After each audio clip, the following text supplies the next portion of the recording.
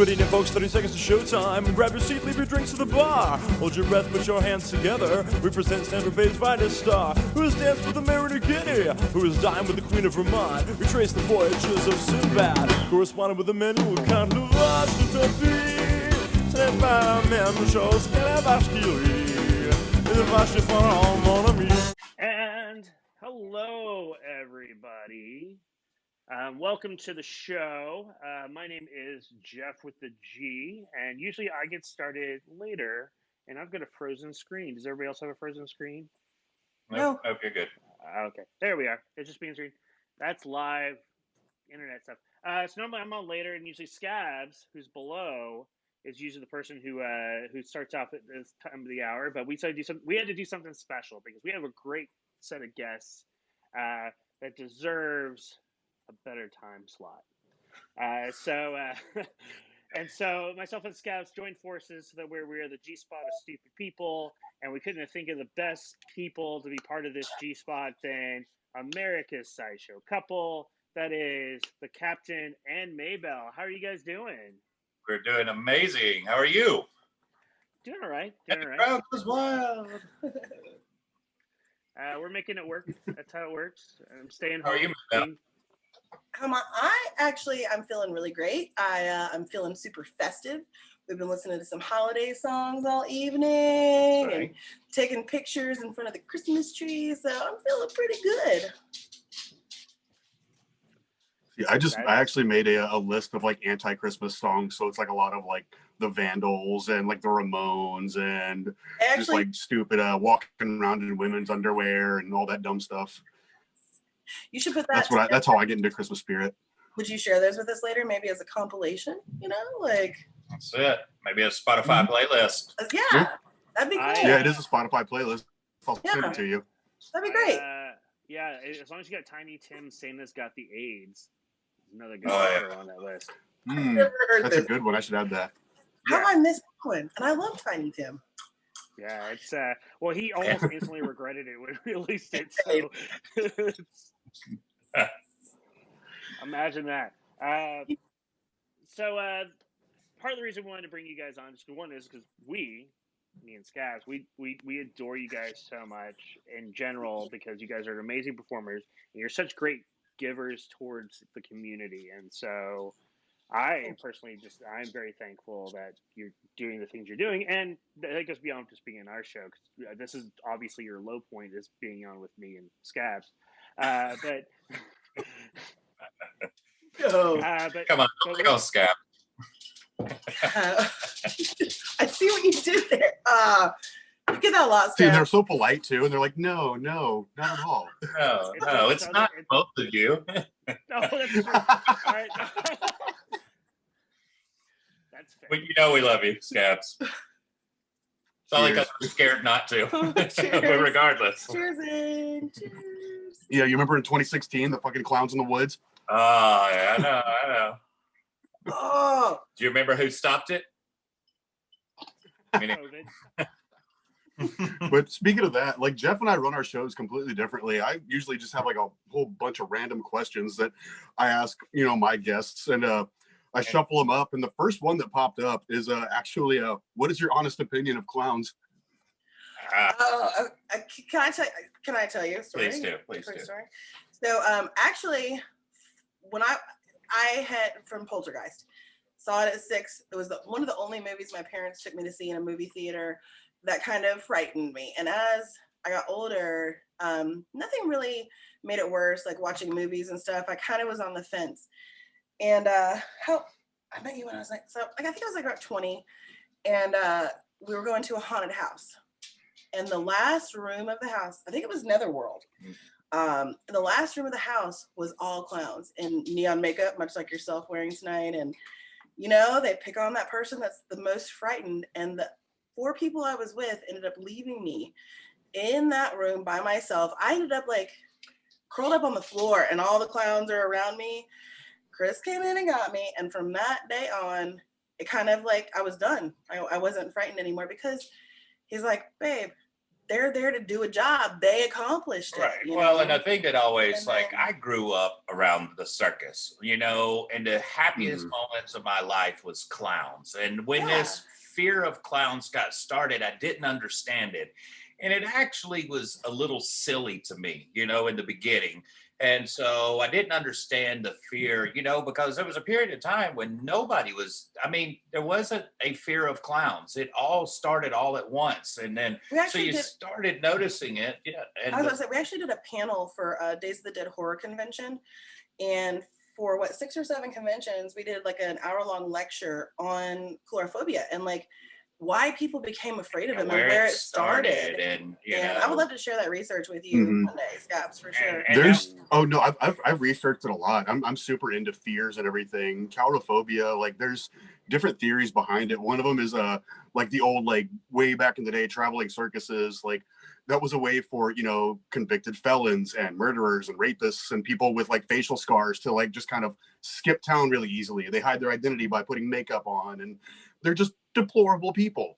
right. So, But you know, the thing that was silly about it to me is they said, you know, everybody's excuse is, well, what if it's a crazy killer and they dress up like a clown and go around killing people? And Kinda like what- my it happened rebuttal once, to that okay? is- Just once. Like, my rebuttal to that is, if they just didn't dress up, they would have a better chance of killing people. Now in this society, the minute you put on a clown costume and go near people, you're probably not going to be very successful. They're probably going to run away from you and act crazy and all that. And so it never did. And to me, clowns always brought so much happiness to my life. Right. And, you know, And after that moment in the haunt, and he came in and pulled me out and everything, and we had a couple of in-depth talks about it, and that was what he sold me on was, let's work through this. Like, I want you to enjoy them as much as I do. I want you to see the beauty and the entertainment yeah. and the laughter. in and it was such a huge part of my life that I didn't want her Yeah. to not enjoy Mhm. something I enjoyed so much. Mhm. So, you know, and now it's kind of just gotten a little silly, you know, to me. But I love seeing Yeah. people scared regardless. Yeah, of I know the Fair feeling. I get a lot of people like, I saw it back when it came on TV, and that like Mhm. fueled my fear of clowns. And I was like, why? Tim Curry was such a great clown. Right. Why did you decide to go the clown route, Skabz? I definitely like the new It movie. I loved the way they portrayed Pennywise, but like Tim Curry's always going to be my Pennywise. Totally. Oh, Yeah. yeah. Mhm. Yeah, they're two different movies. Also, the weirdest thing I've heard is somebody was afraid of. They're not afraid of me, but they're afraid of other clowns because of clown noses. Clown noses freak them out, and Wow. that was a weird one for me. Wonder if they're I've afraid never of heard ping that. pong Yeah. balls and other things. Wow. Okay, I can't say I could agree with that. That's weird to me, like, Red balls, blue balls. I'm sure there's a difference. right? Well, you want to hear something crazy? That I had the biggest fear when Maybelle and I got together. And Are you about to I've never talked about this He's before. never shared this publicly. I had a huge crippling fear of some inanimate object that nobody else in the world is scared of. And it took me 20 plus years to work through it. Yep. Nutcrackers. Like the Christmas nutcrackers. Have no Soldiers. clue. Don't I've know heard where of it that came before, from, actually. Have no idea where it came from. And I it wonder took what a the long word for that time is. that when we first got together, when I worked there. Christmas would come around, I wouldn't go into any stores, anything. Well, I managed a Hot Topic store at the mall when shortly after we got together. So when I would take my break, if he came to have lunch with me, I'm like, oh, let's go to Kirkland's. And he's like, nope, actually, you're on your own. Not walking in there at all. And, but we worked through that. Yeah, we did. Well, that's a big thing, I think, about me is anything that is crippling to me or holds me back or I fear, I'm challenged to work through it. One of those was talking on a microphone. You know, one of those was sword swallowing. One of those was fire breathing. One of those was being in a relationship, being a father, all those things that scare you, you know, you almost take it as a challenge, you know, and stare fear in the face, because to me, I see it as a weakness. And I don't like to be considered weak, or especially, and it's not to the world, it's more to myself. And so it's one of those things that I've always kind of faced fear head on. And that was one of those. And I look back at it now and I'm like, how stupid was this? But even when I was terrified of it, I knew it was stupid. You know, I knew it was silly. And I also knew it couldn't do anything. Right. It was something that a seed was planted Yeah. somewhere in my head, and then I gave it power, and it just grew and grew and grew from there. Mhm. And I think that's what a lot of people's fears are: is they say that they're scared of it, and then they allow it to grow inside of them and get worse and worse. Is it the timer? Hang on one second. Yeah, I just looked it up, and there's no specific fear for it. I'm super into fears. I love that stuff. But it's automatonophobia, and it's defined as fear of wax figures, humanoid robots, audio animatronics, things that look human but they aren't. So Wow. it could be dolls, it could be toy soldiers, it could be really anything. So it's not like a specific fear, but yeah, no, that's really interesting. Would that include Hold on. the fear? That would include, because I just looked up. up nutcracker phobia, and it came up as a mannequin phobia is the common name. So automatonophobia, so automatons. What is the fear of tiny hands? Ooh, I'll look that up. But my favorite fear is hippopotamonstrosesquipedaliophobia. You do, and you'll clean it up. That's actually the fear of long words. Can you say that? Can you spell that backwards? Oh, look at that. Oh, Backwards? For some reason, I really can't. I don't know. tentacles. You see why I love you, Jeff? No. I looked up fear of tiny hands, and it's a trypophobia, the holes. I don't think that's the same thing. But that is, I hear a lot of people that are bothered by that. The holes. Oh, yeah. Holes. That's a fairly common one. Mm. I can actually see it and feel something when I look at it. Not fear, but I definitely feel that something is unusual about it. Yeah. Do about 10 minutes. I know I mentioned earlier on a Zoom call, I think. I don't know, it's always intriguing to me because like plants with tiny holes or like hornets' nests or things like that with tiny holes in it. I love that. I love looking at them. I love the intricacies of it, in nature. I mean, I can also see how it's kind of creepy looking, especially if you see it on somebody's skin or something.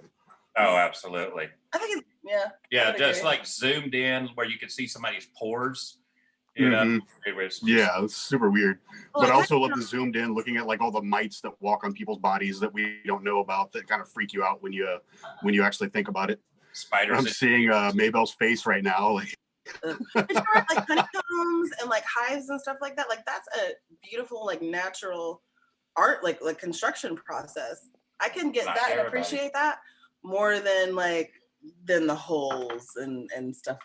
The goop. I can't. Well, there's there had a few years ago they had the weird thing where somebody was saying some sort of cleanser or something like that was causing problems, so people were superimposing like lotus pods, which are thick holes, onto people's skin, and so it looked really creepy. That was kind of to me too, even though I know even though it looked photoshoppy, but still at a glance you're going, what? Somebody's skin you're watching it looks like their skin's rotting off, and so it's kind of weird. Yeah. Jeff, what are your fears? Yeah. Mine are never consistent. There's some days I'm afraid of heights, and there's days I'm not afraid of heights. It's tiny spaces some days, and sometimes not. It's not. I don't have anything consistent. Really? Situational? It's really weird, huh? Like more situational of heights or small spaces? Oh no, because I've gone to do things like the same time, like the same sort of occasion, and then I'll have an issue or not have an issue, and it's it's never consistent. So it's but I'll barrel through it regardless, because I go, well, I've already said, especially when I go, I'm doing the thing, regardless of whether or not how I feel about it, I'm still gonna do the thing because that's what I said I'd do. Well, what are your nightmares? Oh, my nightmares? If you have a nightmare, weird nightmare last night that all my spiders were dying. That would be yeah, I get that would be pretty horrific. Yeah. Yeah, like all my pets, all my little babies were dying, and it was really upsetting. And I woke up and I checked on everybody. I'm like, how are you doing? It's also because I had one of my spiders got out the other day, and then my black widow died. But also she was 2 years old, so I mean it was about that time for her. Wow. Yeah, I'm sorry, you watched what? No, you first. Go ahead, Jeff. Oh no, it's funny you asked about nightmares. When I was a kid, I watched a movie called Dreamscape. Yes, it was one of the first PG-13 movies, and in the movie they talked about how the fact is that they had a really good thing, because I was a kid then, And they said the thing is like nightmares aren't really real. You're in control of your dreams. And so since then, I've like basically if I didn't like how a dream was going, I could change it. I That's would you. switch the channel or so I don't have like really enough is I don't have nightmares because of that because I go I'm changing the channel. Sorry. Hello. Sorry, Hi. There we go. Oh, Welcome. we're getting a conference call. Who's going to call in? Probably James Taylor because I know he can't use Zoom. So it is funny, like my fear. Real quick, Hot Todd Lincoln said, "Fear of tiny hands is Trumpophobia." Trumpophobia. True story. Fair enough. So my nightmares is I've never been afraid of the boogeyman. I've never been afraid of somebody. You know, if something scares me or we're walking through somewhere and people's like, "Hey, what is that noise over there?" I'm the guy that's going to go check and see what it is. You know, I know there's an answer to everything, and I'm the guy to be in the front of the haunted house. I'm the guy to do all that. My nightmares are I'm running late for a gig. The curtains won't open. I'm on stage and forgot a prop. Or something, you know, did my build up for a show, and then all of a sudden I go to turn around and my prop's not there. Every one of my nightmares is always, and it will be in a loop. It just won't end. I can't get my show set up. The crowd's out there ready for me. We're about to open the curtains, and I'm running around crazy trying to get it together. But for some reason, no matter how much work I do, it never gets together. You know, I never get to the point so we can open the curtains. Yeah. And that's always every single nightmare that I have. Yeah. So the classic. I've definitely had those anxiety dreams too, where it's like you show up to a gig and it's like, I left all my props at home. How did I do that? Okay, I'm not wearing pants, but like, you know, just something stupid like that. But it's always just that weird anxiety dream about a show. Yeah. We actually, a true story. God, I hate those fucking dreams. Those haunt my soul. We were we were doing a gig in Atlanta, and we were about 20 minutes from going on stage. And then we walked to the back to get our costumes on and realized we didn't have our costumes. Dude. We had left them. Luckily, it was a show that we were doing with like a rock and roll band. And I was wearing like a cutoff short, like denim mini skirt and like a black tank top with one of the sponsors on it. And I was like, I'm good to go. And I'm wearing camo shorts and a wife beater. And I'm like, well, kick the shoes off, do it barefooted, and let's call this good. But that was the only time I think. yeah. It just turned into like that punk rock style sideshow. Yep. And then one time we went to do a fire show and realized I didn't bring the right fire breathing fuel. I had all the other stuff, and I was like, well, I guess we're not doing the final grand finale blast at the end. But it still looked good. Like he still did the crowd didn't know. Yeah. I think we, like as performers, we tend to get ourselves more worked up about things that we feel could go wrong or that we feel are hiccups, and we overcome them. But for the majority of the part, like a lot of audiences don't even realize. Yeah, we beat ourselves up. Like if I mess a lineup after the show's over, I am beating myself up. Now the crowd didn't know. We always recovered gracefully, ish. But I'll be in the car just beating myself up. I'm like, I messed that line up. I did that. Maybe I'll look at me and she goes, "You're right. You suck." Sure did. But you want to see my best show? See my next show. Yeah. Because now I have a point to prove to myself. Well, and that goes into like a lot of times when we're working conventions, like tattoo conventions or horror conventions, and you're doing, 3-4 shows a day. And the one right out the gate, a lot of times you have to loosen up, and so you mess up a few things, but then the next couple shows we do, knock it out of the park, and that's also reflective sometimes when you're passing the hat too and working for tips. That first show, man, not so much, and then it just motivates you more and more and more to like knock it out of the park for the next have to put money in the hat to get them to stay. Just grab what you want. We're gonna pass the hat around. Just you can't leave. Yeah. I've definitely had those shows where it's like, man, I screwed up this. My juggling sucked, like I left this prop at home, whatever. And then people come up to me after the show, and it's like, man, that was a great show. You did an awesome job. And I was like, you fucking with me? Are you being a dick? And it's like, oh, like when I messed up, like I had good funny banter for it, so that's what they enjoyed because it was kind of funny. And like it's like, oh, okay, I get it now. You're not just being a dick. I actually did an okay job, even though I fucked up. Yeah. Oh, they can still be right. Well, and that's really, if you want to see the true sign of a polished performer, everybody has a moment. Everybody screws up. The way to truly tell a polished performer is their recovery.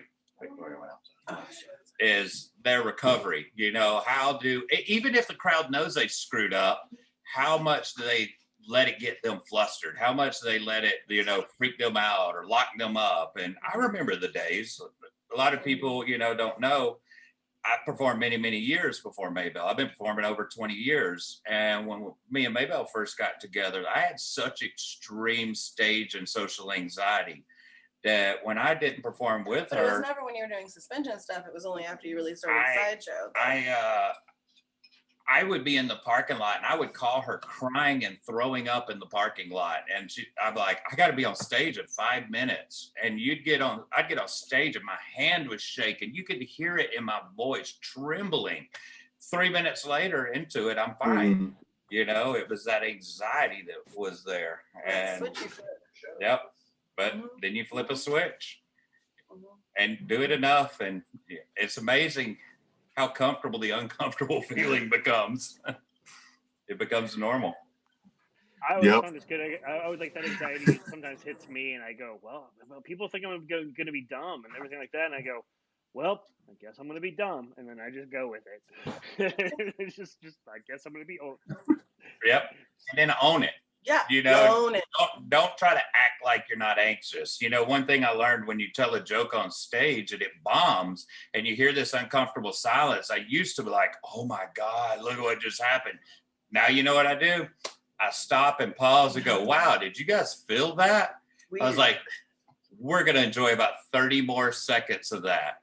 And then you just stop and look at the crowd and be quiet and just wait. And we just and wait. And everybody's looking at you like you're weird. And about 10 seconds into it, they chuckle a little bit. And then that goes away and it gets even weirder and weirder. And then you hold it. And 30 seconds seems like 30 minutes. I keep kind of looking at him. I think we've, over the course of the time that we've gotten together, that we have made a point to like utilize uncomfortable silences as part of like our delivered show. And then when you mess up or there's something going on, uncomfortable silence covers everything. Make it part of the show. Yeah. Don't ignore it. Don't act like it didn't happen. I've done that. I've just stared at audience. I'm like, I'm just waiting for you guys to clap. Like, and then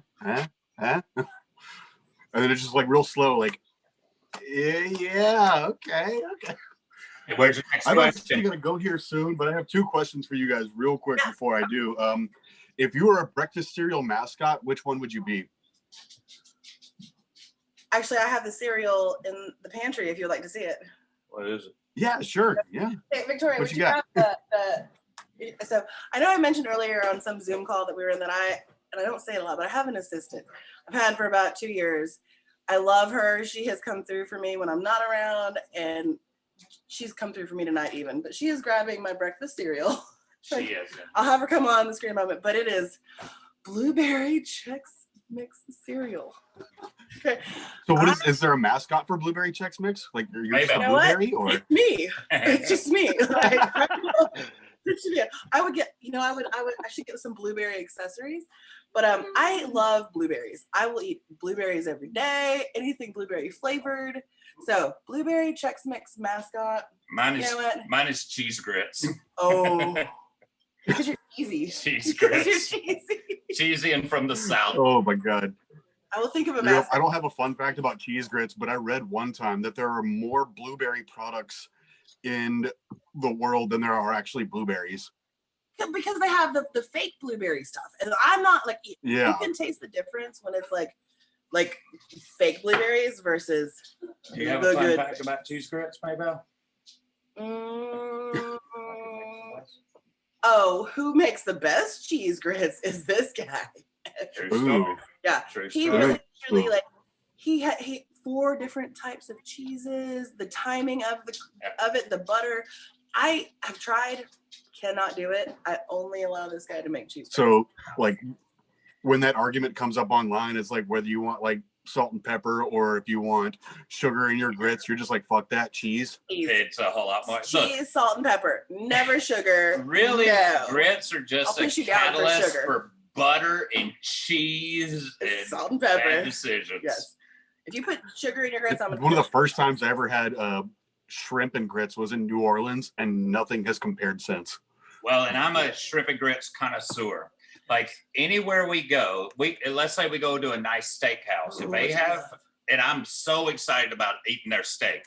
If they got shrimp and grits on the menu, I have to order it if I've never had it. And I have had thousands of cheese or shrimp and grits all over. And actually, maybe we'll put it up. I created the perfect shrimp and grits recipe. He was in the kitchen doing the grits and chopping vegetables, and I grilled the shrimp outside on the grill, and we perfected it. It's perfected. So what it sounds like is we need to do like a little cooking video of you guys making shrimp and grits. That's it. Or maybe we need a Sideshow cookbook. Oh, actually, I was talking to Helen Fury about this, about doing it, because she's down to do that, because she's actually a chef, so her life. Man, I'm just gonna put like leftovers and ramen. That's gonna be my cooking tip. I make some mean ass desserts because that's my jam. Like I like to cook and I like to do stuff like that, and like we can have some fun. I don't know what. Maybe we'll talk love to be a part of that. I would love to. I'll talk to Helen, or Helen, if you happen to be on, because sometimes she sometimes she watches, and sometimes she doesn't know what her availability is. We'll talk about that, but then I'll put that bug back in her ear about it, because I go, hey, Captain and Maybelle are down to do some shrimp and grits recipe stuff and like cookbook, because we were talking about how to do like do a cookbook stuff. So yeah, let's do it as a benefit. Let's do it as a benefit. Let's put it together. Print it, and all money made goes towards a charity or towards a something. So if you are a Sideshow performer and you have a recipe, get it together and be a part of Cooking with Carnies. There you go. Cooking with Carnies. That's good. Drop me a line right there. I have my Instagram handle on the screen right now. People can drop me a line. I'll start like either an Instagram or a Facebook chat group, and we'll get it all started. I can't wait to see Lily Von Stop's recipe. But I got to go here in a minute or two, but I want to ask this question real quick, guys. She'll be the one writing the foreword. Yes, absolutely. Because she's like, I'm really, I can't cook, so that'd be a good forward for her to write. Well, and a lot of those dirt lot recipes that they come up with, outside their campers after a long, long day. So let me ask you, you have one more question before you got to catch out, Skabz? Yeah, one more question before I got to run to this gig. But when you first started performing, did you think you'd be where you're at now? Because, I mean, like, I don't even know all of y'all's achievements, but I know you've been in Guinness and in Ripley's and all kinds of stuff. And yeah, so like, did you think, like, when you first started doing Sideshow, did you think you'd get to this point, or was it just like, did you just know you're that conceited that you knew you'd be there? No, because I had no desire for there. When I first got into it, it was for me. It fulfilled something in my soul, and I didn't find Sideshow. Sideshow found me. It found a place in my heart, made me feel like I was somebody, gave me purpose, and made me happy. So I never, and I guess you guys even know this from the Hoots, is when I showed up, I was like, oh my God, there's James Taylor, there's Harley Newman, and these people I was freaking out about. And I would go to introduce myself to James Taylor, and I was like, I want to introduce myself. And he goes, Captain, man, I was wanting to get over there. And I was like, he knows my name. And I did the same exact thing with James Taylor. You buy the wristbands for the weekend, and you buy the wristband for the weekend, and they give it to you. And we left and got dressed, and we're coming back in. And I walked in, and I was like, I had it in my pocket, and I was like, oh man, hold on, I got it. And he goes, I know who you are. And I was like, man, I'm a nobody. And he looked at me and he goes, shit, you're the talk of the convention. And we walked past, and I looked at Maybelle, and I was like, who do you think he thought I was? I had no clue. So I never seeked approval from my peers. And I never seek success out of this. And it's a blessing. I'm so grateful that people find enjoyment in what I love so passionately. And what I told Maybelle, I said, you know what, when we die, I hope that one day the industry says that it's better because we were a part of it. And that's all I want. I don't want fame. I don't want fortune. I want the industry to be better because I was a part of it. Yeah. And that's it. So did I think I'd be there? Hell no. Am I glad? I do what I do because I love it, but the love don't pay my damn bills. No, it does. It is fans, but it's not. We're not successful off of our talent. We're successful off enough people loving what we do that they want to see us successful and they support us. And we say every show, we are who we are because of you. Yeah. And we truly mean that. Without them, there is no us. And so I'm grateful. I don't see it as success. I see it as love and support. When I got hurt and it was, sword swallowing accident and everything, a huge thing for me was the amount of people who come out of the woodwork. Like people who supported us. We go to a show, you know how it is, Skabz. You show up, you hope to impress them, you high five, and then you go on to your next gig. And you may never see them again. You may see them a year from then. You may see them a month from then. But you don't know the impact that you had on them at those 10 minutes that you spent with them after a show or before a show. And those people came, like I said, came out of the woodwork. And it wasn't just like... It was 20 years of all those little shows. And when I got hurt, they all came together at one moment. And it made you really realize the impact. And I was scrolling through my phone when I got hurt and reading everything and bawling like a baby. I was just like, it was one of those I'm not worthy moments. And it made me really feel like somebody, and like everything that I was so passionate about, it made me truly realize it was something. It wasn't just me. And it was a bigger reach than I think either one of us had really and the best part is anticipated. People from every walk of life. It was at a time where people were fighting on the internet and mad, and not much has changed. But as I'm seeing these people come together, these are the same people that would hate each other, that had nothing in common, that were from different walks of life, that were completely different people. But for some reason, we were something that they could find in common. We were something that made people from different walks of life come together and find a common interest. And it made me feel important, and I always will. That's my purpose. I'm not performing for me. I'm performing because the world needs more of that. And he reminds me of that. He does. Yeah, well, I have to go now. I got to run to a gig, but I'm glad you have a gig. You guys are very important. Love y'all so much. How humble you are, how much fun y'all are. Easy to talk to. You hype me up, even though I'm garbage and everything. But I'm glad you love clowns. So, and I'm glad you come. I gotta go. I got a gig. I love you guys. I will hit up the chat later, see if anybody's still hanging out. Okay. But y'all have a great night. Jeff, it's all on you now. Make it good. That's fair. I will, of course. You're gone. Hey, bye, guys. Hey, Skabz, don't stop tonight. All right, no, look, commence the shit talking now, okay? Now that I'm leaving, you can talk shit, okay? You know all right, bye, guys. Bye, Skabz. All right, now that we got rid of that clown. Guys, go ahead and eat those nuggets and all that. Now we've got classed up, and we're a casual sort of thing. We're the idea on my part of doing the show, it's like just conversation. We're gonna talk basically what we've been doing. I don't have dumb questions to ask you guys, so we're gonna talk about whatever. Now that the clown that I've been propping up for the last couple of years is gone. Right. No, that's not true. I would not be where I'm at without that guy. If you can't prop that clown up, I can't do anything. That's right. I should just turn off the show now. Thanks, everybody. Bye. Yeah. No, I'm gonna preface it it's like when I first met you guys, and it was very briefly, 2018 at the Southern Sideshow Hootenanny, where you guys performed Family Night.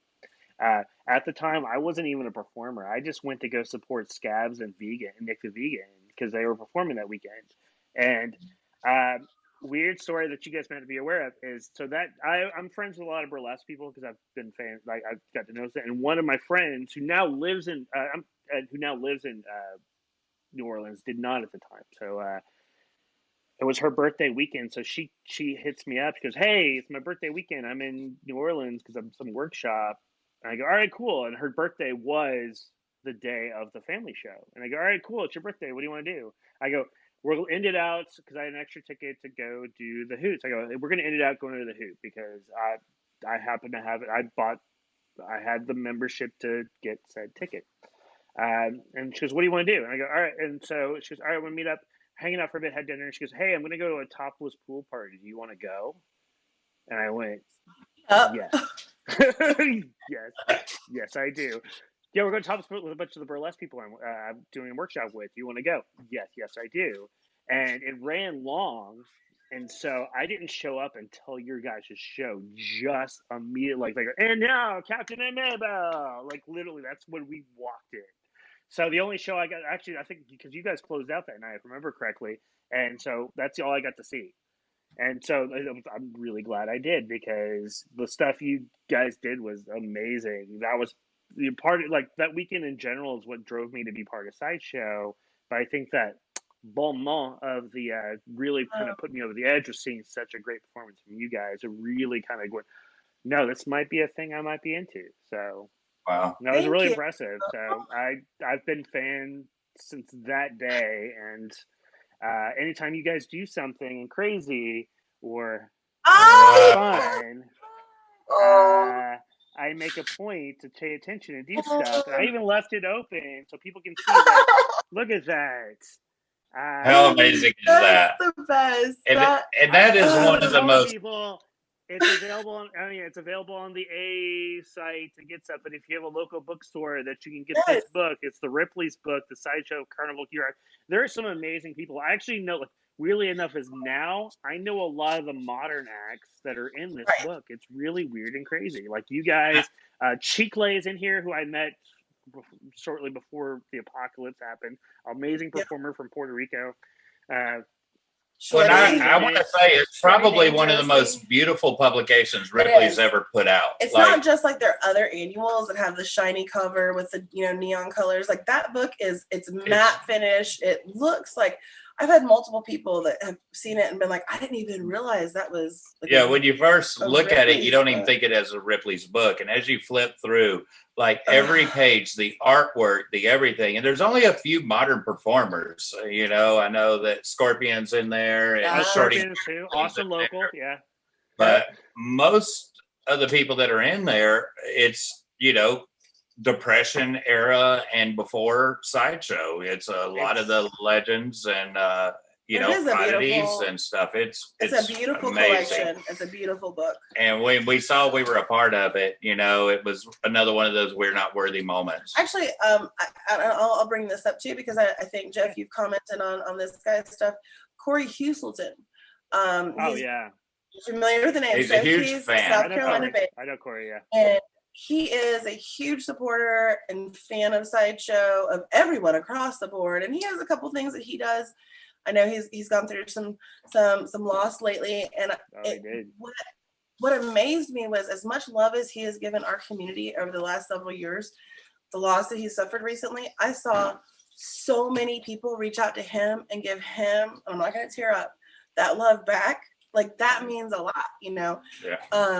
But and he was the one that, we didn't even know we were in it. He hit us up and goes, hey, everything that comes out Sideshow, he's ordering it. He's buying it. If there's a pre-order, he's already on it and everything. And, he lets us know all the time. There's the new Ripley's. Well, they made a Walmart edition, that just for Walmart. And we're in it, and so go to Walmart right now, buy the Ripley's Believe It or Not book, and they have their top Believe It or Nots. And some reason we made number 3, which was cool, super flattering. And I didn't know that until he texted me one afternoon, because they never tell us, which is a surprise because we're great friends with a lot of them, but they're like, we want you to just figure it out, not know it's coming. And it's more genuine when you discover it, I guess, and sort of weird. Like going, oh my God, I can't believe it. We have now, I don't even know how, but somehow we have now been in 8 Ripley's publications. And we did the shoot that you see in that book. We did that shoot about 2 years ago. But when we did it, we filmed for an entire day, 12 hours, and they had so much content, And of course, you signed the contract, which certain people in their industry have their opinions on, as far as signing away what they do with it. And at the end of the day, it was like, yeah, I want you to use my likeness for as long as you want to. I want For you to do that that. specific thing, and you're using Yeah. those things for that's perfectly. I'm in the agreement. I go, if you sign the deal, but you go, it's the likeness you took pictures for. You go, I took my pictures for this thing, and I use those pictures for that thing. Fine, because And that's that's the deal. that's what they use it in, is their publications. And then I recently changed my profile picture to a photo. You've probably seen it, but that's like an exhibit in Gatlinburg. And I didn't even know it was there until I think our kids went there. Yeah, somebody was going through and said, taking a selfie with us in a museum, and that's cool. And that's also bucket list. Yeah. We were all at our book fair flipping through a Ripley's book when we were a child and going, and saying, what could I do? How could I get in here? Just amazed. I hated reading. I hated it. But you could hand me that book and I would flip through and see everything that had pictures. But then after that, you would go through and read every article that didn't have pictures, every little bit that didn't have pictures. And so it was such a huge, deal for us when we did. And I'll tell you, I say it all the time. I say the Ripley's family. And it's because there's this network of people. And you'll see, like, with Ripley's, if like Gatlinburg's a great example, when they had the huge fires that were going on there in town, they paid all their employees when they were out of work. They helped the community. They set up food drives. Same thing in St. Augustine or Panama City when they were doing, when they had the hurricanes and so forth. They paid all their employees, but they immediately opened up to the community and did everything they could to support them and stuff. Back in the house. Wait a minute. It's my co-host. Yes. I love how he just like kind of butted up against you, like, I'm here. Oh yeah, it's my co-host. I'm gonna bring that over a little bit so everybody can see. Y'all are matching tonight too, by the way. That's right, you are. Well, I figured I'm talking to like the G spot. I try to class up a little bit, so I bring in at least like a long, like at least a collared shirt, even if I leave it open, where I say I'm going to hell in every religion. I wore this really enough.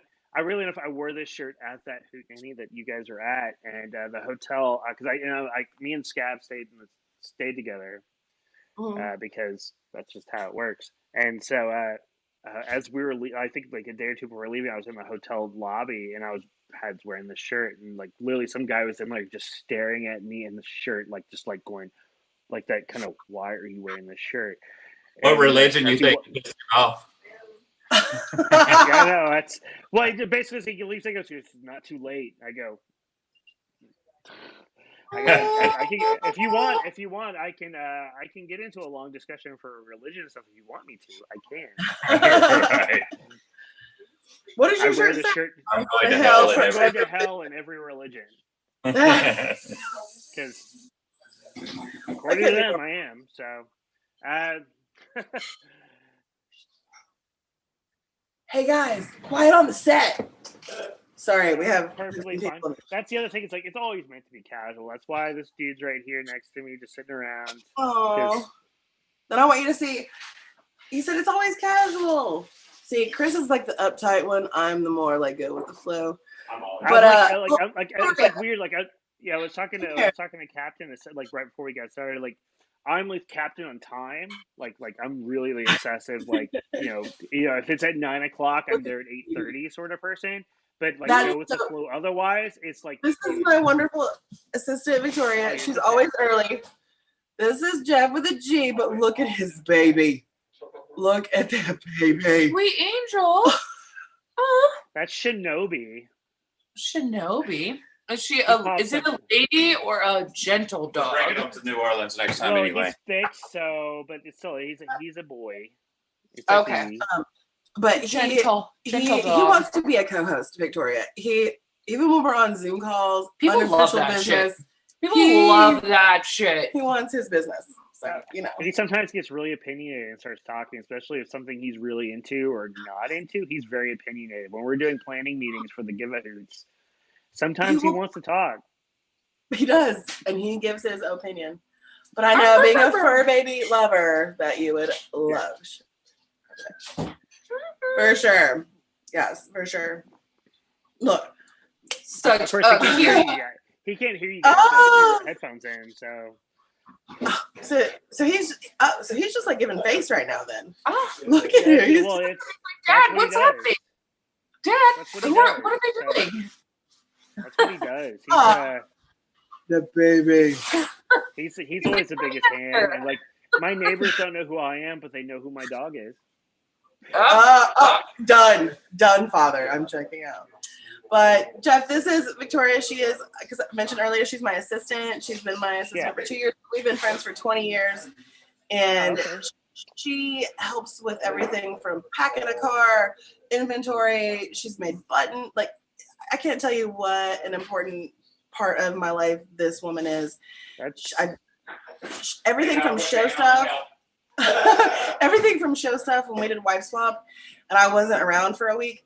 This woman right here was supporting the Mr. and the kid and doing the Captain and not Maybelle show. If you watch Wife Swap back again, you will see this woman on stage in the background, kind of giving that support and everything. Holding it down. Holding down that for it. But she's an amazing support and love and part of our family. No, that actually, I watched that episode of Wife Swap, and it was a lot of fun. It was like one of those things I've seen like the early episodes. I stopped. Yeah. I don't have regular TV anymore, so it's like one of those things. If I want to watch something that's on regular TV, I have to wait for it to become available or find some other means. Yeah. But when I knew you guys were going to be on Wife Swap, I found the other means to watch it, and I think I watched it like maybe 2 or 3 days later after it aired, and it was a lot of fun. It was like more touching, and it seemed less staged and more genuine, for lack of a better term. Because you know how sometimes those reality shows can be. Yes. Well, and that's when it happened, like, and I know Chris wants to tell you a little bit about that and some backstory to it. But you know, when it happened, and after all the filming was said and done, and I was back at home, and I remember I was doing some errand running, and I was parked in a parking lot about to go into wherever, and the producer that I had, so at each household we had an 18-person camera crew. With the head producer. Chris's was Ted, right? Yeah. I don't even remember I don't even remember my guy's name. That's terrible, isn't it? Fred. It was a generic. And they had finally gotten together and they were doing all the editing. And Ted, Chris's producer, and my producer were together, and they called me and they said, "Do you have a second?" And I went, "Yeah. I'm in the parking lot. It's cool." And Ted said, "You know what I want to tell you, Maybelle?" He said, "When we do this show, like, we expect it to be hokey. We expect it to be kind of silly and people to laugh and there's confrontation." He said, "But what you guys did with this episode is far beyond what we ever expected. It's not that way. It's very touching and it's very emotional." And he specifically called out like a certain point in the show where I pulled a fast one on the other husband, and then he actually like blew me away when he actually went along with what I didn't think he was going to. And I'm a crier. I will cry at a drop of a hat. I'm emotional. And I kind of gave that back. And he said, "I want to thank you for being real and authentic and showing your true colors." And as they tested it in front of test audiences, he said, "It is a huge connection for this." And he said, "So thank you for making this show or this episode what we never expected." And now you look on iTunes and so forth, it is the number one downloaded episode. It's the number one episode that people connected with. And when we did it, one thing about it, now a lot of people know Wife Swap from back in the day. It was very Jerry Springer, it was very, let's take this person and this person, and we know they're going to fight, and put them in a situation to make them fight. Well, that doesn't really work these days. And so now how it's kind of evolved is, let's get these people and these people from different walks of life, put them together, and they both are better because they were influenced by the other person. We brought something to the other family. And when we decided we were going to do it, there was a lot of people see Captain and Maybelle. You know, they see us on stage, but we're very private people. We don't put our private life out there to the world. We're very, you know, our friends are very close to us, and we just don't allow everybody into our home because we're parents, and you know, we have a lot more than just being on stage. However, we don't put it, you know, we don't put religion, we don't put politics, we don't put anything like that out there. So a lot of people wondered, when you take Captain and Maybelle down, who are Chris and Elena? Who are these people? And so we chose, and it took 3 different times. Once is the A old lot of people don't know that. wife swap. What our Once oldest- is the new, and then this one. And a lot of people wonder, who are they? And this gave us the opportunity to open our home and open our lives to the people who wondered. And so this was the moment that we got to put it out on a plate and really show the world who we were when you strip everything down. You know, you strip the costumes, you strip the dog, you strip the so so we knew what we were doing when we went into it, and we felt that we had to maintain control of everything during it, and so it kind of went the way we wanted. Look at him smiling. Look, he's a smiler. And his little bottom teeth are so. I love him so much. You have to bring him if you ever come. Well, that's like I made a comment like at some point. There's people on one of the other like whenever because the great thing about don't get me wrong, COVID's horrible thing, but in a weird sort of way, it gave us an opportunity to be really connecting, at least within the industry, because with the Southern Side of Hootenanny, we have these weekly calls where we check up with everybody, make sure everybody's doing okay. And so I remember one of those conversations I was having, because like talking with people all on the East Coast, I go, yeah, cool, because I want to do the tour of the East Coast, and I know I have to do Gibtown. Because I gotta go see him. I gotta see Chris Christ now. Because by the way, that's who I'm talking with next week. Is Chris Christ. Spoiler: we're gonna talk weird Christmas stories, so it's gonna be a lot of fun. Nice. And then I go because we had talked, and you guys would go, hey, no, you can stay whenever and stuff like that. But I also knew that if I had to come, I had to bring the dog. Because absolutely, I knew Elena Maybelle, you were not going to forgive me if I didn't bring the dog. So no, and that sweetheart he looks like he and Haas would just be best friends running around in a giant backyard. Like they're going to be the best. The thing is like him because he's a husky, so he's very exuberant at times, and when he's meeting new things, he's very fascinating. Oh my god! And sometimes that exuberance, like some dogs are into it, some dogs aren't.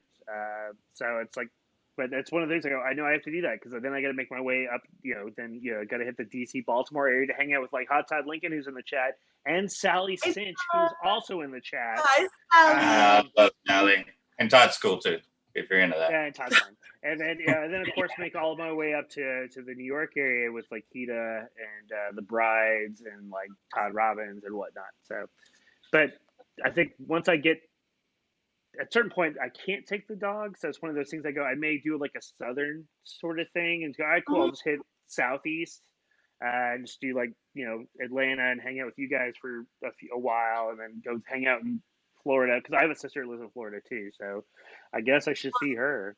Leave the dog with your sister. Or we also have maybe. a pet lodge that we let Haas go to when we travel. And it's freaking amazing. It's amazing. It's not. I don't even call it a kennel because it is a pet lodge where they love the house. Oh, that's maybe worthwhile. I don't know. It's that's a talk for whenever people can travel like freely and not have to worry about masks. That's really where it goes. So everybody, wash your hands. Wash your hands. Because I want to go hang out and do the weird things that we've talked about before, which I'm not going to get into on the chat, because you basically say, come to this thing, and I'm going, I am on board. So, but it's weird. So, pardon me? It's a weird state. It's a weird state right now where everything is. Yep. But if they cannot travel and see the world, then maybe they should watch Give a Hoot. Ooh, that's such such a great segue. Okay. Oh yes, such a give a hoot, because one of the organizations that's near and dear to my heart, and you guys' heart as well, is the Southern Appalachia Hoot Nanny, because the reason we do the chats is about community, and that's what I feel the Hoot really does ultimately, is it helps foster community, and so that's why I love it. And so when they came to me to go, hey, we're thinking about doing this thing, I go, all right, cool. Like logistics, and they go, hey, we want to, like, Captain Maybelle want to be on board. And at first I was going, all right, cool. They're going to be the host for the first episode. What are we going to do since then? They go, no, Captain Maybelle want to do host all of them. I go, what? Yeah, I don't know what the hell I was thinking, honestly. But they're like big time stars. Why would they want to be on a little thing? It's just, but it's the thing. But you hit the nail on the head earlier. The fact is, you said that it's all about the community and stuff like that. And you don't want to be famous necessarily, but you want to make sure that you make a difference for the community going forward. And this is definitely one of those things, because whenever we can have that sort of big thing happening again. Well, you look out there there's a certain percentage of us in the industry. Now you hear certain people who, when times are hard, I'm giving it up and I'm going to go do this now or whatever. And that's never crossed my mind. And I knew even if it evolved, I had to evolve with it.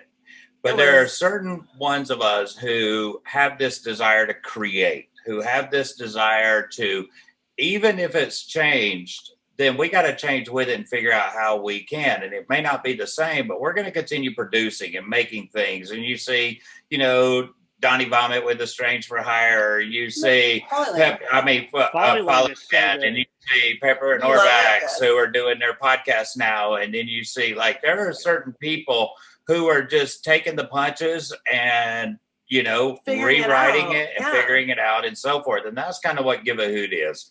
It is forcing us to continue to create. And at first we were I don't like the word forcing. I think encouraging us or challenging us. I like that. And that's the thing.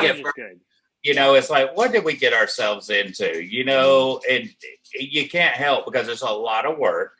Mm-hmm. It's a lot of putting your time and your heart and everything into it and so forth. And, what did we get? And then we did the first one. And we were laughing like we were on stage again. We were creating like we had to be on stage again. We were having these moments, and we wasn't in the car traveling cross country and laughing and cutting up, but we were in our living room having that exact same feeling. And that was something about Give a Hoot that was for us. And you know what? And it's not about us. It wasn't. It's about Matt, and it's about Keita, and it's about yourselves, and it's really about all of us. It's a labor of love. Well, it's all of us as far as the community. Might have been an idea, but the way that you reacted, and Matt and Keita, everybody on the board of Hoot, and the performers that want to be a part of it, like, it's a labor of love. And I love that. All of us hearts in the right spot. Yeah. All of us, we're doing it for the love and the passion of the industry. Yeah.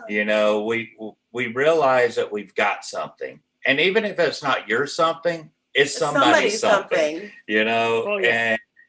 And so, we've all become closer friends. We've all, been there for each other. And that means a whole lot. And not just the people doing it, the performers. There are so many people who are hit hard, that are used to being on stage and feeling like a somebody, that their happiness is an applause. Their happiness is approval from an audience, and they've had nothing.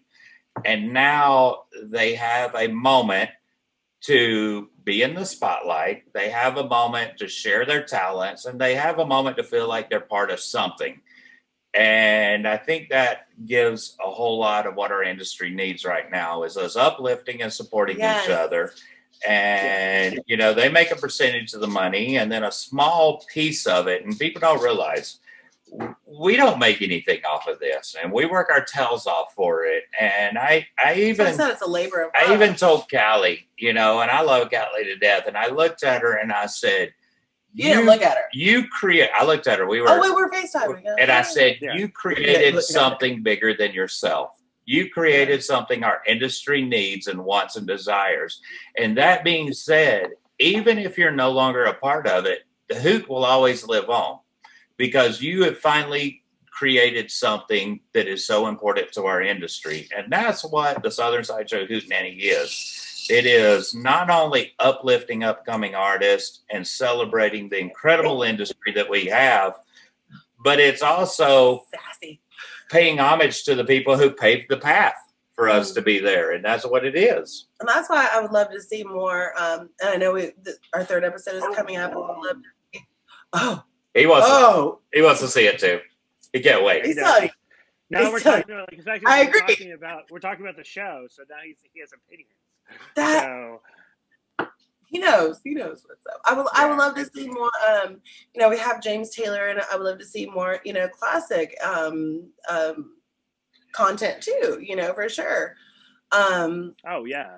As far like talking about your interview next Saturday, that's huge. Big Like, deal. that's big. That's Yeah, it's like Luella, who is the strong lady, strong person from the World of Wonders, got me in contact with Chris, and because I went, oh cool, I would love to talk to him, and like she's went, all right, cool, let's set this up, and like Love her. me and Chris, yeah, like she's a doll, I adore her, and but like she got me in contact with Chris, and like me and Chris like hit it off instantly, and like here's the cool thing about Chris, CM.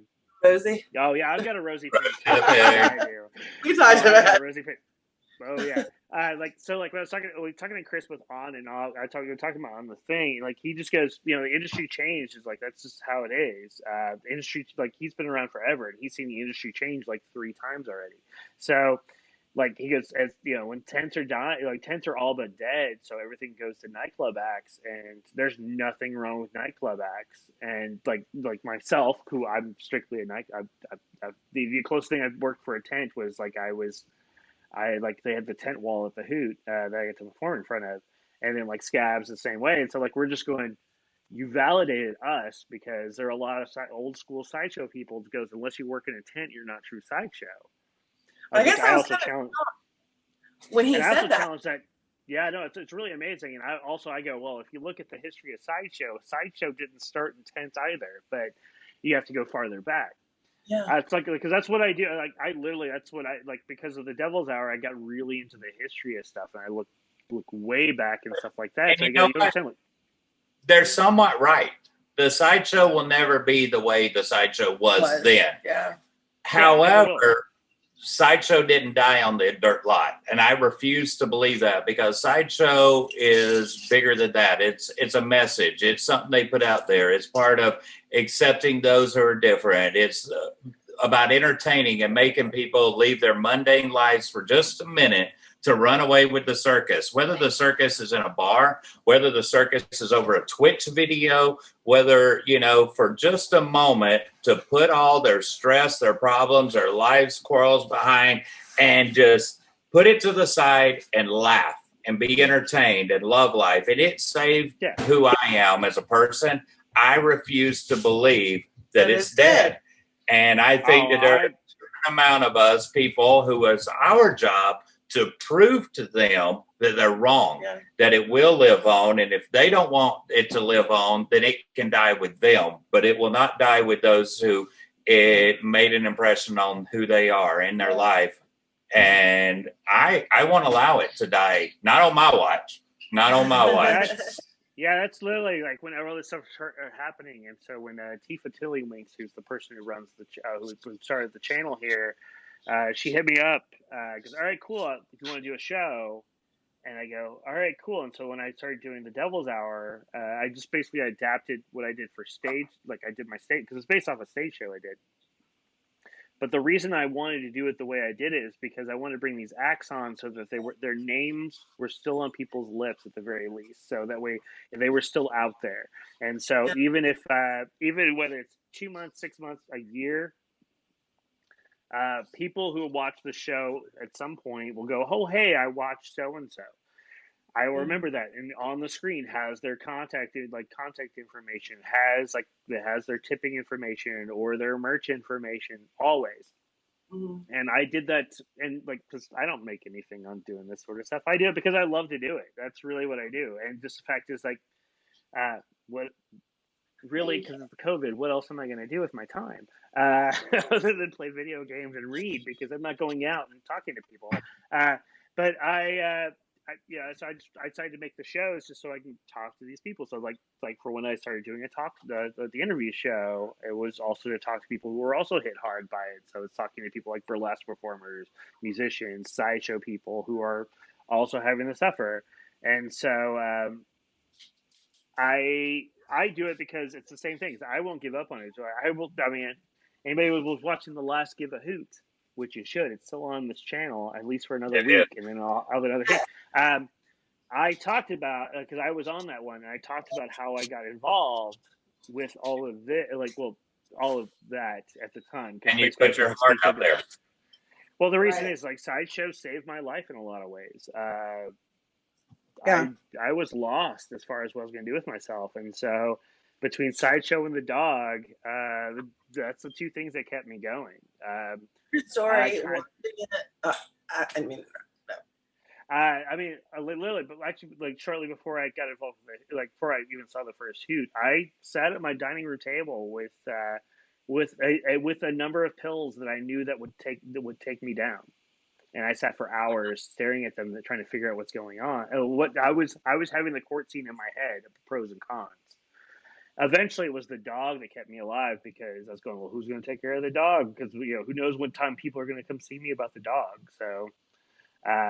But then the Hoot game helped me give me purpose as well. So like the Sideshow stuff, I'll be right there with Mr. Chris and Captain, and I'm going to be right there holding that flag to make sure that fucking Sideshow flag is held strong, to make sure people don't forget about it.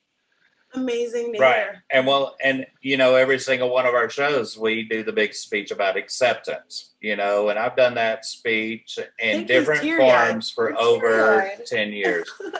And I've done that same speech for over 10 years, of talking about, the sideshow industry accepts the freaks, the weirdos, and the rejects of society. They gave them purpose. And so, they have always been there for those people. And so, and I've done it for many, many years. And I always talk about, they were the first industry that really you could see blacks and whites working together side by side, equally. Yeah. They were the first industry that people who had deformities, people whose families were ashamed of them, didn't just accept them, but put them on a pedestal and said, as Todd Robbins says, I'm not lucky enough to be as beautiful as this person. They uplifted them. But there was bad things in our society. There were bad people who took advantage of people. Sure. And that does. But they were a small percentage of what it really was. Yeah. And that's what's got to live on. That's what the world needs. And that's what, especially now, the world needs so much more of, is bringing people from different walks of life. And you know what? Me and you, Jeff, we could sit down, and I bet we have a lot of differences. However, I don't think you should be like me. You didn't walk in my shoes. You didn't live my life. And as much as I truly believe my beliefs, I will fight for your right to believe differently from me. I can't imagine losing my partner of 17 years and pushing through and being where you are now. And like you said, walking through different paths, but at the end of the day, it comes like what the Sideshow's done for you and what it's done for you. And you deserve it. Yeah. That's the biggest thing, is you deserve to push through. You deserve to, realize that. And I think that is a huge thing about Sideshow, is a whole lot of us who were the weird kids, or were struggling with what made us happy, or what is accepted by society. The Hoot is something that brings us together and say, we're all eccentric, and we might not be eccentric the same way, but we accept each other's eccentric. And because of that, because we have that ability, we have something in common, that we can accept somebody different than us. And the world has to have more of that. we're at a point where people are feeling that this is the way I believe it. If you don't believe what I believe, I'm gonna unfriend you. I'm gonna block you. I'm gonna like hide you. You deserve to be met with violence and hatred. Exactly. No, he agrees. No, I give people all the chances in the world before I end up doing the blocking thing. I don't do the auto. Oh, you don't believe what I do. I'm like nothing works in an echo chamber is never progressive as far as taking care of stuff, and so. But I like the fact that no, I'm telling him. I want to give a treat right now, like so bad, like a virtual treat. A virtual treat. No, he doesn't need any. No, no. You can wait. We'll do it later. Go lay down. That baby. No, it's no. That's why I like the fact is like as like first like the meeting, seeing the community of that 2018 Hootenanny and seeing how people talk to you and stuff like that was really nice. That seeing that just inclusiveness and like me just being introduced to all these people and like automatically going, oh hey, and like actually having conversations with me. Two of them are in the chat, like Hot Todd Lincoln and Sally Cincher, two of the first people I met at the Hoot, and they were very nice to me and like actually were interested in what I had to say at first. But going, oh yeah, you're in the state. That's great. I used to be in the rock business. I know how that works. So from the other side, like from the other that's side. really what he's doing. Because I'm getting what I want that way, going this way. And then when I came back the next year as an actual, when I decided I was going to produce shows and be a performer, I came back the next year. People came to me and they go, oh yeah, Jeff. And I go, you remember who I am? It's like kind of when you go, you know who I am? Why, what? Why, who do you think I am? Because apparently it's not me. And so it's still a weird thing. The fact is that I still do this thing and people go, oh yeah, Jeff. Yeah, I'm totally like when I go, hey, let's do this thing. You go, yes, Jeff, we are totally going to be on board for that. I'm going, Captain and Maybelle want to be on my show. What? No, you are. I really. And you're pretty good at hitting people up when they're drunk. It's easier to get them to say. I'm on Usually brand. that's my me, brand but is this drinking, time- so that helps. And I know. We love you regardless. No, but I really think that you have integrated yourself as part of the community, and not just a performer aspect, but also like in doing what you're doing for the Give a Hoot too. You have other side. Like I'm back on the other side. No. And I think people can relate to you in a lot of different senses, Jeff. Like I've enjoyed like watching you grow. And so that being said, when can they see Give a Hoot? When can they? Man, you're the king of the segues, man. Hey. November 26th, Saturday. It's always December. December 26th. It's always the last day Saturday after Christmas. It's your belated Christmas gift for everybody. That's right. It's taking an extra day to make sure it looks great for everybody to watch for Christmas, right after Christmas.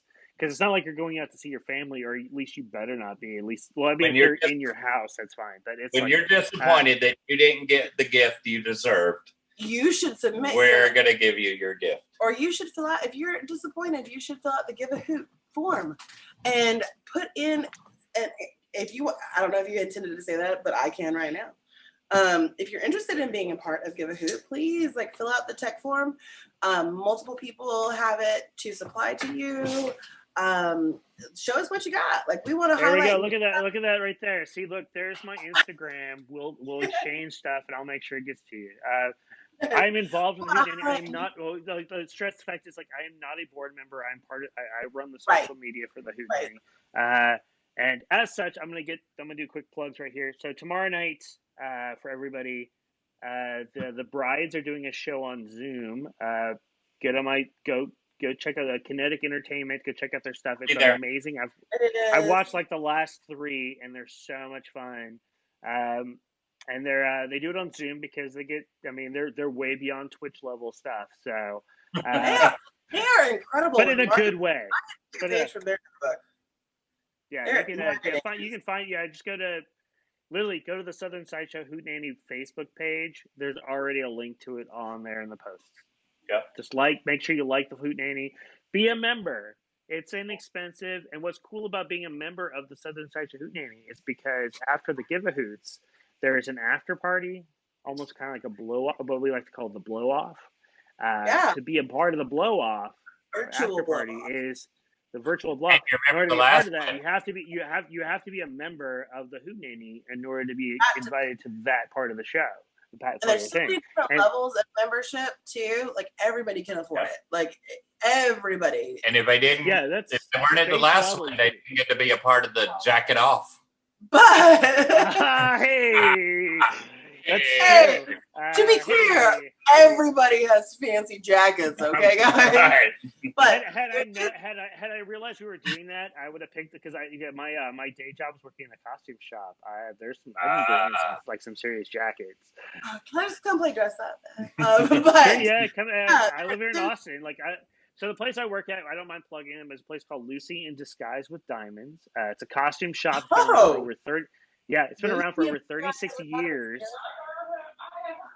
I'm telling my They've assistant been around that. for over 36 years. It's the lady who owns the building, the shop, and everything like that. She's kind of a kooky sort of Austin weird sort of lady, and so literally it's just like it's huge and stuff like that. It's an amazing place to work at because they're really really nice, and it's a great shop to go like. So like I recommend it. So if you're in Austin, make sure you check it out. And guess what? If you're coming to Austin, you're probably gonna be asking me, going, "Hey Jeff, where should I go?" And that's one of the places we'll be going because I want to show off the shop, and then we'll do other stuff too. Yeah, I'm gonna car crash your apartment and love on your dog. That's fine. Yeah, of course. Yeah, I figured that. That's always the given. Because I've got the couch, I've got a cot, and if necessary, I can get a thing. I can fit you guys in easy. Yeah. I'll take the couch. As much as the dog will let you. Right. Oh, I will spoon your dog. Like it'll be great. It'll be fine. He's not a spooner. No. He gets annoyed by it. So does he feel it by your feet? Maybelle hadn't showed up yet. He'll lay next to me, but if I throw an arm over, he's done. He doesn't like that. So he's a big dog though. He probably has like a high body temperature and stuff, and doesn't He's got want. Lots He of doesn't. Why? So that's fair. That's one of those, we're both, So you're gonna push me off. All right. So we're getting a hotel. So me and Chris will be hanging out elsewhere. So yeah, that's what's gonna happen. You and my dog, and then me and Chris go to do something else. And I work. where I live at is within walking distance of 2 different bars and an AA. Well. So we're covered all over. Hey, we're covered. Jeff, why do you speak my language so much? Why? Why do you get me so much? You're gone. You are obviously not speaking my language because you're empty over there. I am. Yeah, I know. I have to go grab more, but it's like one of those. I don't want to be impolite by getting off screen to grab more drink, but I think I'm going to do that anyways. But I can Go ahead. Can you put your dog on the couch for a moment? Well, he has to want to do that, so I can't make that guarantee. But I can hear you guys, so we can talk. What is this? No, we don't need you. What is that blanket? We don't need you. That's fair. So anyway, now, ladies and gentlemen, we are glad you're a part of the show tonight, and we have these 2 beautiful little sisters here today. And that being said, we're here to have a good time. And if you're here and not having a good time, it's obvious you're too stupid to have a good time. But either way, we are here, and we thank you for being there. And by you, we mean Todd and Sally. Yeah. Todd and Sally, we're glad Thanks you're for here being today. part of our family. There are more people in the chat other than them. They're just the only ones being vocal. Can I pull it up? So if I'm gonna look at it, can I pull it up on Twitch? Twitch, Have please. it in live stream? Yeah, twitch.tv/Cabin Fever live stream. And if anybody is watching, because you can also watch it without signing in, if you want to sign in and take part of the chat, please do so. It is free to sign up. It is free to follow the channel. It only costs to subscribe, but that only costs you if you do not have Amazon Prime. If you have Amazon Prime, you can actually sign up for a month for free to be a supporter. Wait a minute. It's always nice. I love Amazon Prime. I've ordered so much stuff that he has no clue about because I don't have to pay shipping. I know. Do you? Do you? You do. Oh, he does know. I try to Of get course away he with knows. That's how it works. Sorry, I had to grab my drink. I try to get away with it. And it's there we go. Cheers. Cheers, my friend. Cheers.